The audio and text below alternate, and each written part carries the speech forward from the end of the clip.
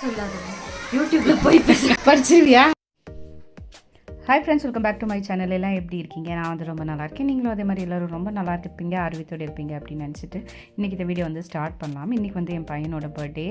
So காலையிலேயே அவன் எழுந்திரிச்சு குளிச்சுட்டு புது ட்ரெஸ் எல்லாம் போட்டுட்டு அதுக்கப்புறம் திருப்பி வந்து யூனிஃபார்ம் போட்டாச்சு.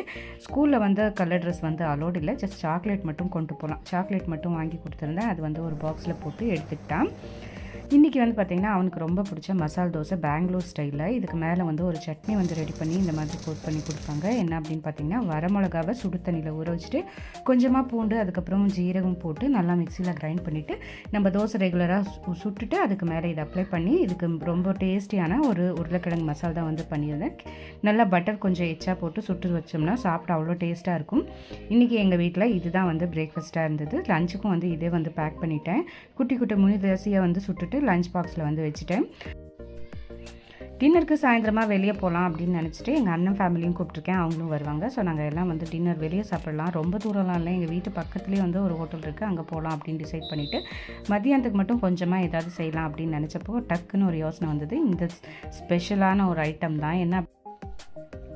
என்ன அப்படின்னு பார்த்தீங்கன்னா, ஆம்லெட் குழம்பு. ரொம்ப சிம்பிளாக இருக்குங்க, டேஸ்ட் வந்து அட்டகாசமாக இருக்கும். கொஞ்சமாக எண்ணெய் சேர்த்துட்டு கடுகு, உளுந்தம்பருப்பு, ஜீரகம் இதெல்லாம் சேர்த்துட்டு ஒரு வெங்காயம் வந்து கட் பண்ணி வச்சுருக்கேன், அதையும் இது கூட சேர்த்துட்டு 2 தக்காளி, இது கூடவே கொஞ்சமாக பூண்டு, பச்சை மிளகாய் இதெல்லாம் நல்லா வதக்கிக்கலாம். எண்ணெயில் நல்லா வதக்கினதுக்கப்புறம் சீக்கிரமாக வதக்க கொஞ்சமாக உப்பும் சேர்த்துட்டு பார்த்திங்கன்னா வந்து கொஞ்சமாக மிளகாத்தூள், தனியாத்தூள், அதுக்கப்புறம் கொஞ்சம் மஞ்சத்தூள் இதையும் சேர்த்து நல்லா மிக்ஸ் பண்ணி விட்டு நல்லா ஒரு கொதி வரட்டும். கொதி வந்ததுக்கப்புறம் கொஞ்சமாக கொத்தமல்லி தழை போட்டு நல்லா இறக்கி வச்சிடலாம். இங்கே வந்து பார்த்திங்கன்னா ஒரு முட்டை எடுத்துகிட்டு கொஞ்சமாக மிளகாத்தூள், உப்பு, அதுக்கப்புறம் கொத்தமல்லி தழை இதையும் போட்டுக்கலாம். உங்களுக்கு வேணும்னா இந்த ஸ்டேஜ்லேயே வந்து கொஞ்சமாக ஆனியனும் கட் பண்ணி போட்டு சேர்க்கலாம், அதுவும் வந்து நல்லாயிருக்கும் டேஸ்ட்டு. ஸோ நல்லா இந்த மாதிரி மிக்ஸ் பண்ணி விட்டுட்டு இப்போ ஒரு பேன் வச்சுட்டு கொஞ்சமாக எண்ணெய் சேர்த்துட்டு இதில் வந்து இந்த ஆம்லேட் மாதிரி போட்டு எடுத்துக்கலாம். இந்த மாதிரி பீட் பண்ணி சேர்த்துறதுனால முட்டை நல்லா ஃப்ளஃபியாக வரும். ஸோ அதே சமயத்தில் கொஞ்சம் குவான்டிட்டியும் அதிகமாக இருக்க மாதிரி இருக்கும். ஸோ இந்த மாதிரி முட்டையை வந்து இந்த மாதிரி ரோல் பண்ணி விட்டுட்டு 2ஆக்கு வந்து கட் பண்ணிக்கிறேன்.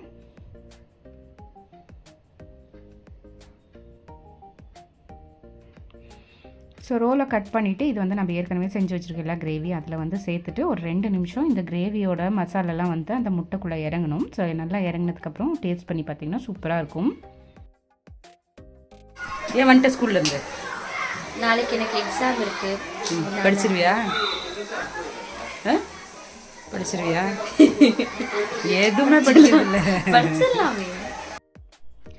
ஸோ சூப்பராக முறை ஆம்லேட் குழம்பு வந்து ரெடி ஆகிடுச்சு. சூடான சாதத்தில் போட்டு பிசைஞ்சு சாப்பிட்டிங்கன்னா அவ்வளோ ஒரு டேஸ்ட்டு. கண்டிப்பாக ஒரு முறை ட்ரை பண்ணி பாருங்கள்.